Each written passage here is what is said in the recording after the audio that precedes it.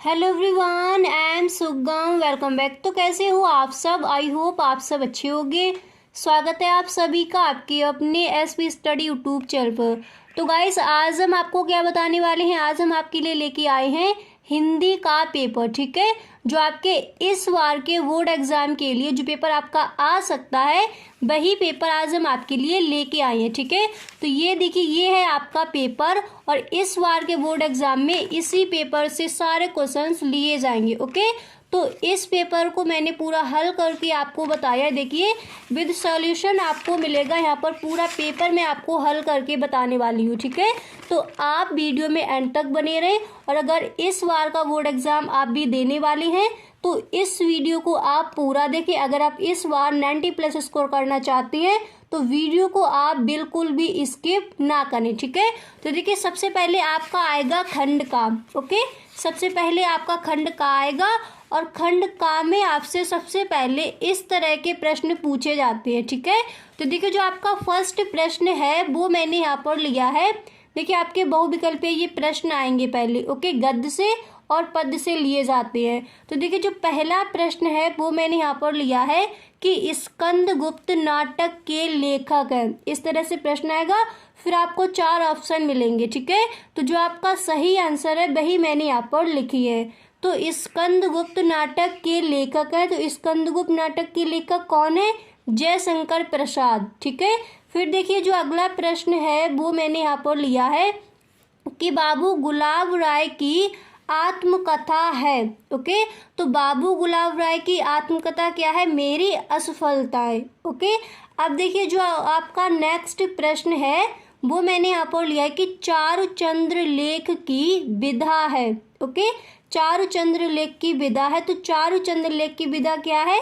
उपन्यास। आपको इस तरह से ऑप्शन मिलेंगे, कहानी, निबंध, नाटक या फिर उपन्यास।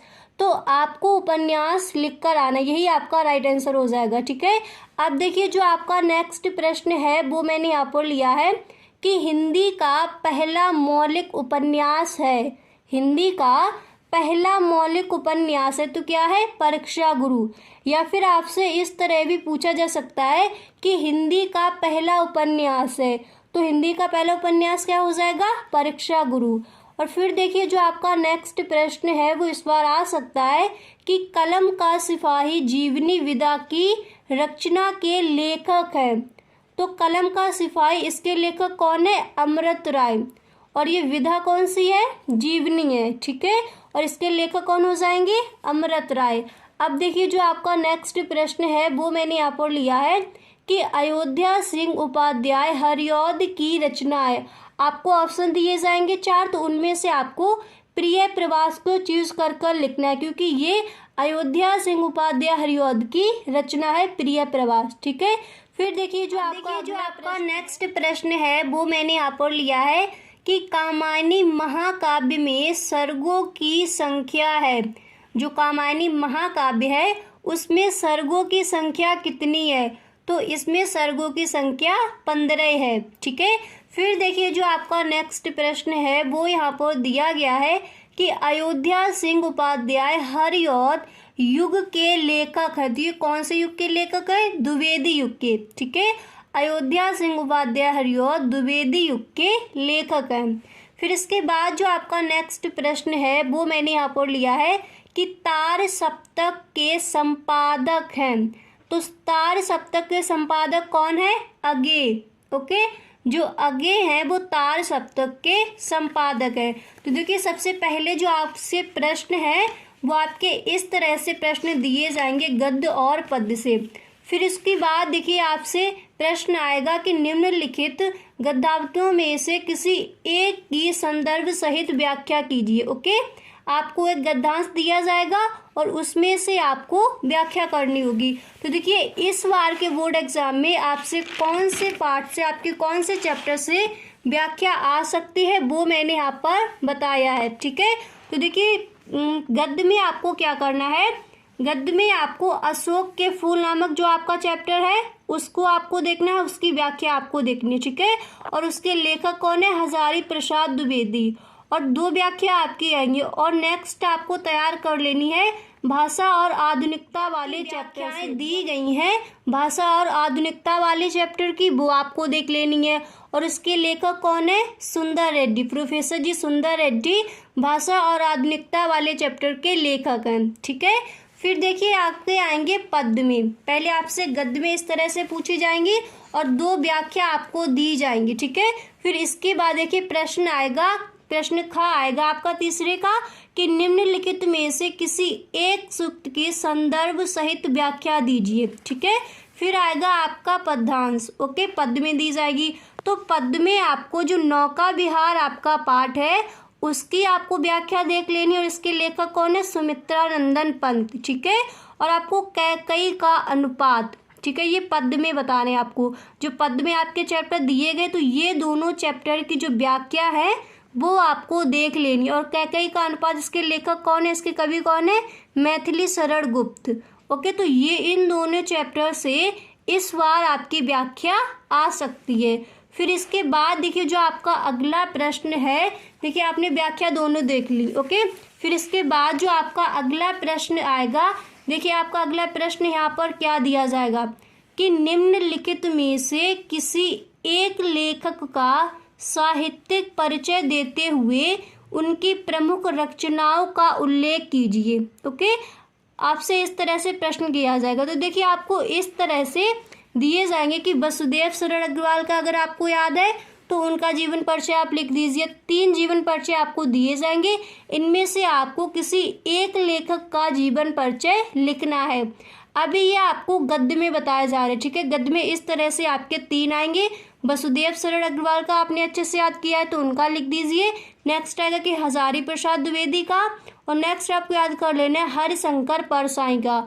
ये 3 जो आपके जीवन परिचय हैं वो आपको याद कर लेने हैं इस बार के बोर्ड एग्जाम के लिए। तो यहाँ पर देखिए मैंने जो आचार्य आपके हजारी प्रसाद द्विवेदी जी है इनका जीवन परिचय मैंने आपको पूरा लिखकर बताया है किस तरह से आपको इनका साहित्यिक परिचय देना है। यहाँ पर देखिए निम्नलिखित में से किसी एक लेखक का आपको साहित्यिक परिचय देना है। जीवन परिचय हेडिंग आपको नहीं डालनी है। ठीक है, बच्चे क्या करते हैं, पूछा जाता है साहित्यिक परिचय और आप पूरा जीवन परिचय लिखकर आ जाते हो तो इससे आपके मार्क्स कट सकते हैं। ठीक है, अगर आपसे पूछा जाए कि निम्नलिखित में से किसी एक लेखक का जीवन परिचय देते हुए उनकी प्रमुख रचनाओं का उल्लेख कीजिए, तब आप हेडिंग डालोगे कि जीवन परिचय। ठीक है, यहाँ पर आपको साहित्यिक परिचय ही हेडिंग डालनी है और इनका साहित्यिक परिचय लिखना है। देखिए आप इस तरह से लिखोगे, पहले आपको हेडिंग डालनी होगी आचार्य हजारी प्रसाद द्विवेदी, क्योंकि आप इनका ही जीवन परिचय लिखने वाले हो जो आपको 3 दिए जाएंगे। ओके, फिर देखिए इसके बाद आपको क्या करना है, इस तरह से थोड़ा आपको इनके बारे में लिखना है कि नाम इनका क्या है, आचार्य हजारी प्रसाद द्विवेदी, जन्म इनका 1907 ईस्वी में हुआ था और इनका जन्म स्थान बलिया जिले के दुबेका छपरा नामक ग्राम में हुआ था। ठीक है, फिर आप लिख दोगे इनके पिता। ठीक है, पिता का नाम क्या है, अनमोल द्विवेदी, और इनकी मृत्यु 19 मई 1789 ईस्वी में हुई। और फिर इसके बाद आपको डालना है साहित्यिक परिचय, आपको हेडिंग डालनी होगी साहित्यिक परिचय, क्योंकि यहाँ पर साहित्यिक परिचय ही पूछा गया है। ठीक है, फिर इसमें जो भी इन्होंने साहित्य में किया है वो आपको लिखना होता है। तो आप इस तरह से लिखोगे कि हजारी प्रसाद द्विवेदी साहित्य के प्रख्यात निबंधकार, इतिहास लेखक, अन्वेषक, आलोचक। ठीक है, और फिर इसके बाद आप लिखोगे कि संपादक तथा उपन्यासकार के अतिरिक्त कुशल वक्ता और सफल अध्यापक भी थे। ओके, फिर आप लिखोगे कि वे मौलिक चिंतक, भारतीय संस्कृति और इतिहास के मर्मज्ञ, बंगला तथा संस्कृत के प्रकांड विद्वान थे। इनकी रचनाओं में नवीनता और प्राचीनता का अपूर्व समन्वय था। इनके साहित्य पर संस्कृत भाषा आचार्य रामचंद्र शुक्ल और रविंद्रनाथ ठाकुर का स्पष्ट प्रभाव है। इस तरह से आपको लिखना है। फिर आप आगे लिखोगे कि इन्होंने विश्व भारती और अभिनव भारती ग्रंथमाला का संपादन किया। ओके, फिर आपको देखिए इसके आगे लिखना होगा कि इन्होंने अपभ्रंश और लुप्तप्राय को जन साहित्य को प्रकाश में लाकर अपनी गहन शोध दृष्टि का परिचय दिया।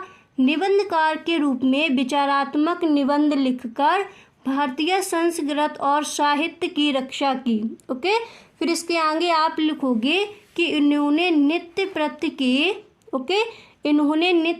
के जीवन की गतिविधियों और अनुभूतियों का मानवता के साथ चित्रण किया है। ये हिंदी ललित निबंध लेखकों में अग्रगण्य है। द्विवेदी जी की साहित्य सेवा को डी लिट पद्म भूषण और मंगला प्रसाद पारितोषिक से सम्मानित किया गया। इस तरह से आपको लिखना है। फिर इसके बाद आपको हेडिंग डालनी होगी रचनाएं। आपको नेक्स्ट हेडिंग डालनी है रचनाएं, ठीक है। और फिर इसके अंदर आपको लिखना है कि आचार्य द्विवेदी जी का साहित्य बहुत विस्तृत है। इन्होंने अनेक विधाओं में उत्तम साहित्य की रचना की। इनकी प्रमुख रचनाएं निम्नलिखित हैं, ठीक है। फिर इसके बाद देखिए आप हेडिंग डालोगे निबंध संग्रह कि निबंध संग्रह इन्होंने कौन कौन से लिखे। तो अशोक के फूल, ये भी आपका निबंध है। कुटज, विचार प्रवाह, विचार और वितर्क, ठीक है, ये इन्होंने निबंध संग्रह में लिखा है। फिर देखिए आपको हेडिंग डाली है आलोचना साहित्य। तो आलोचना साहित्य के अंदर इन्होंने सूरदास, कालिदास की लालित्य योजना, कबीर साहित्य सहचर, ठीक है। फिर आपको नेक्स्ट हेडिंग डालनी होगी इतिहास। तो इतिहास में इन्होंने हिंदी साहित्य की भूमिका, हिंदी साहित्य का आदिकाल और हिंदी साहित्य लिखा है, ठीक है। इसके बाद आप नेक्स्ट हेडिंग डालोगे उपन्यास, क्योंकि आपसे पूछा गया था कि साहित्यिक परिचय देते हुए उनकी प्रमुख रचनाओं का आपको उल्लेख करना है। तो आपको रचनाएं भी इस तरह से लिखनी है, ठीक है। आप हेडिंग डालोगे उपन्यास और फिर इसके अंदर आप लिखोगे कि बाण भट्ट की आत्मकथा, चारुचंद्र लेख, पुनर्नमा, ठीक है, ये इनके उपन्यास हैं। अब देखिए आपको इस तरह से लिखना होगा कि साहित्य में स्थान। ओके, नेक्स्ट हेडिंग आपको डालनी है साहित्य में स्थान। और फिर आपको लिखना है कि आचार्य हजारी प्रसाद द्विवेदी जी हिंदी गद्य के प्रतिभाशाली रचनाकार थे। इन्होंने साहित्य के इतिहास लेखन को नवीन दिशा प्रदान की। वे प्रकांड विद्वान, उच्च कोटि के विचारक और समर्थ आलोचक थे। गंभीर आलोचना, विचार प्रधान निबंधों और उत्कृष्ट उपन्यासों की रचना कर द्विवेदी जी ने निश्चय ही हिंदी साहित्य में गौरवपूर्ण स्थान पा लिया है। इतना आपको साहित्य में स्थान हेडिंग डालकर उसके अंदर आपको इतना लिखना है, ठीक है। फिर देखिए जो आपका नेक्स्ट प्रश्न है वो आएगा कि निम्नलिखित में से किसी एक कवि का साहित्यिक परिचय देते हुए उनकी प्रमुख कृतियों पर प्रकाश डाले। ये आपसे पद्य में ये प्रश्न पूछा जाएगा। तो पद्य में आपको देखिए इस बार के लिए कौन कौन से जीवन परिचय याद कर लेने। जो पहला आपका जीवन परिचय है, जो पहले आपके कवि हैं वो है मैथिली शरण गुप्त, ठीक है। जो पहले कवि हैं वो कौन है, मैथिली शरण गुप्त, इनका आपको जीवन परिचय याद कर लेना। दूसरे आपको महादेवी वर्मा जी का जीवन परिचय याद कर लेना। इनका जीवन परिचय बहुत ही सरल है, ठीक है, तो आपको इनका याद कर लेना। नेक्स्ट आपको रामधारी सिंह दिनकर जी का याद कर लेना है जीवन परिचय। ओके, पद्य में आपको इन लेखकों के जीवन परिचय याद कर लेनी है। एक आपका इनमें से फंस जाएगा, 3 आएंगे, उनमें से आपको एक ही करना है। तो आपको जिनका बिल्कुल सही ढंग से याद है उनका ही आप लिख कर आओगे। ओके, अब देखिए इसके बाद जो आपका नेक्स्ट प्रश्न है वो यहाँ पर दिया जाएगा कि पंचलाइट अथवा ध्रुव यात्रा कहानी के उद्देश्य पर प्रकाश डालिए। ओके, ये प्रश्न आपसे पूछा जाएगा। फिर अथवा में आपको प्रश्न दिया जाएगा कि लाठी अथवा बहादुर कहानी में से एक का सारांश अपने शब्दों में लिखिए। या तो आप पंचलाट की कहानी को लिखोगे या फिर यहाँ पर अथवा में लाठी अथवा बहादुर कहानी में से एक का सारांश अपने शब्दों में लिखिए, ठीक है। तो आपको एक लिख देना है। ओके, मतलब एक आपको कहानी याद कर लेनी है, जो आपकी बहादुर कहानी है या फिर जो लाठी कहानी है, एक आप याद कर लीजिए, वही आपको कर देनी है यहाँ पर। ओके, अब देखिए जो आपका नेक्स्ट प्रश्न है वो यहाँ पर आपसे पूछा जाएगा कि स्वपठित नाटक के आधार पर दिए हुए प्रश्नों में से किसी एक का उत्तर दीजिए, ठीक है।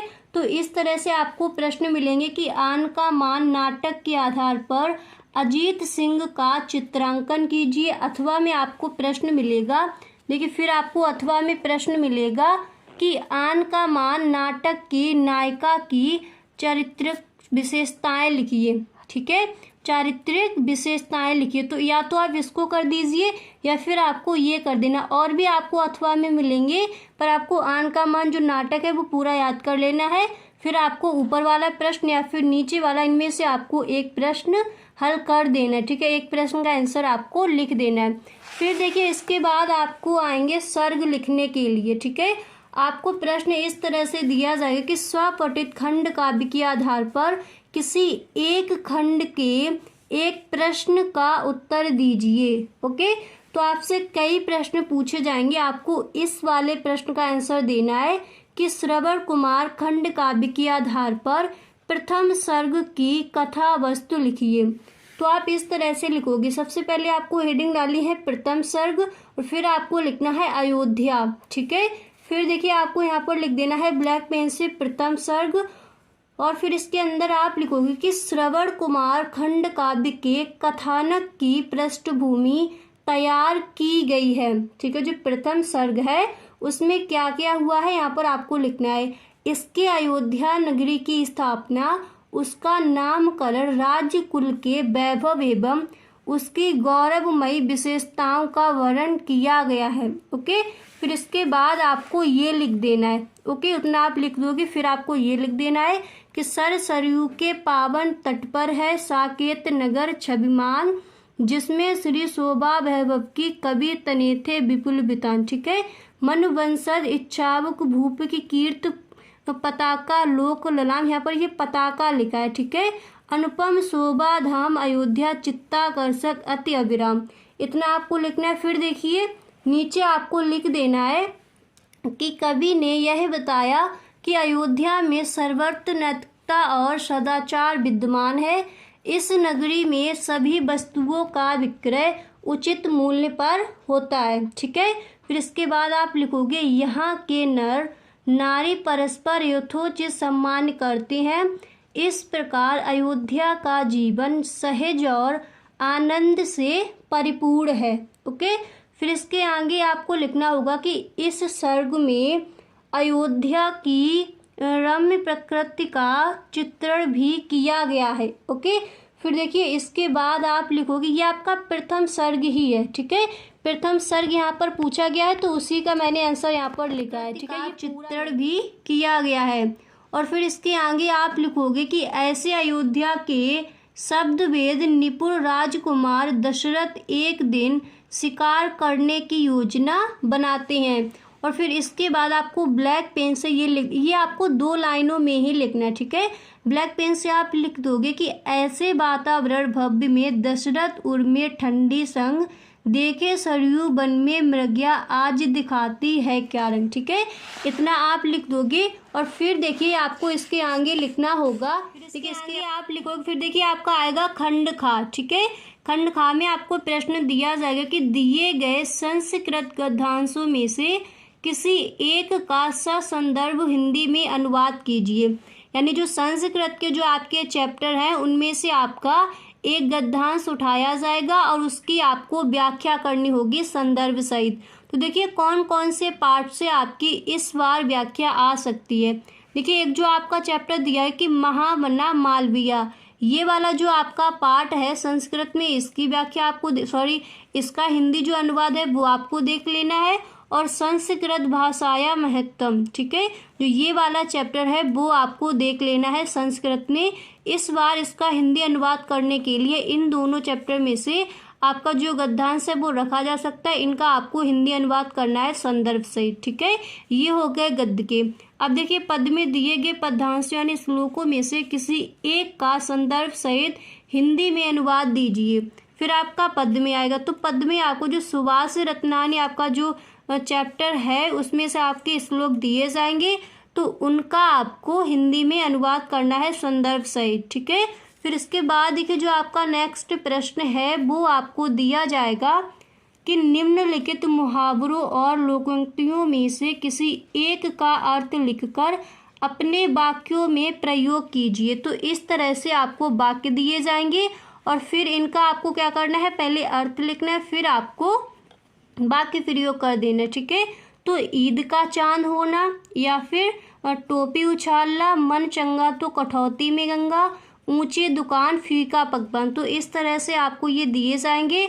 फिर देखिए मैंने ये आपका दिया गया कि ईद का चांद होना, इसका मैंने आपको अर्थ बताया है और वाक्य प्रयोग भी कर बताया यहाँ पर। तो देखिए इसका अर्थ होता है अधिक दिनों में दिखाई देना। ईद का चांद होना यानी अधिक दिनों में दिखाई देना। तो इसका वाक्य प्रयोग आप इस तरह से करोगे। देखिए अर्थ और वाक्य प्रयोग ये आपको ब्लैक पेन से लिखनी है, ठीक है। मैंने यहाँ पर ब्लू से लिख दिए हैं, पर आप ब्लैक पेन से लिखोगे। और फिर आपको लिखना है कि भाई विपिन, जब से तुम इंजीनियर बने हो ईद का चांद हो गए हो, ठीक है। ईद का चांद होने का मतलब क्या होता है? अधिक दिनों में दिखाई देना, ठीक है। इस तरह से आपको वाक्य प्रयोग कर देना है। तो आई होप आपको यहाँ तक समझ आ गया होगा। तो गाइस आज के लिए बस इतना ही, मिलते हैं नेक्स्ट वीडियो में। तो अगर आप इस बार बोर्ड एग्ज़ाम देने वाले हो तो जो मैंने आज आपको ये पेपर हल कराया, ये आपको पूरा अच्छे से पेपर हल कर लेना है, ठीक है। और आपको जो मॉडल पेपर है, जो वायरल मॉडल पेपर है, वो भी मैंने हिंदी के कराए हैं। तो उन वीडियोस का लिंक आपको डिस्क्रिप्शन बॉक्स में मिल जाएगा, तो उसको भी आप ज़रूर देख लें, ओके। तो जितने भी मैंने हिंदी के मॉडल पेपर सॉल्व कराए वो सारे पेपर आपको देखने हैं और 2-3 बार आपको अपने घर पर ये सॉल्व करनी है, ठीक है, ताकि आप बोर्ड एग्ज़ाम देने जाओ तो वहाँ पर आप बिल्कुल भी कोई गलती ना करके आओ। तो वैसे अगर आपको वीडियो अच्छा लगा हो तो अपने दोस्तों में शेयर ज़रूर करें, ओके। Thanks for watching.